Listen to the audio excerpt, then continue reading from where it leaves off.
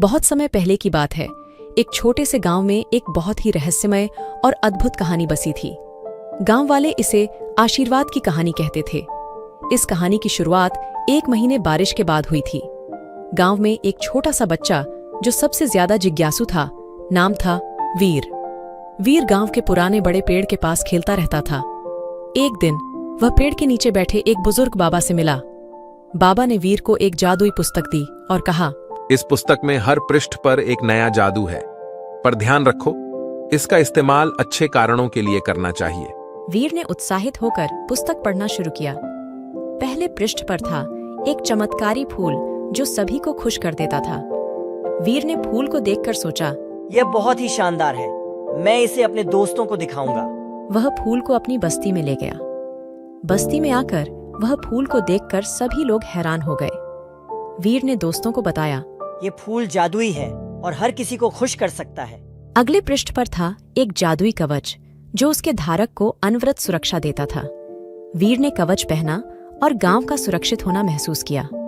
एक दिन गांव में एक बड़ा सांड आया और लोगों को डरा रहा था। वीर ने कवच का इस्तेमाल करके सांड को दूर भगाया। लोग वीर की बहादुरी को देखकर आश्चर्यचकित रह गए। पुस्तक का अगला पृष्ठ वीर को एक बोतल में बंद कर दिया। जब वह बोतल में था तो वह अन्य दिक्ताता से दुनिया को देख सकता था। वीर ने देखा कि गांव के बाहर कुछ लोग गरीबों की मदद के लिए काम कर रहे थे। वह महसूस करने लगा कि उसे भी अपनी शक्तियों का उपयोग करके मदद करना चाहिए। वीर ने बोतल खोली और फिर से गांव में वापस गया। उसने देखा कि उसकी मदद से गांव में एक नई ऊर्जा आई थी।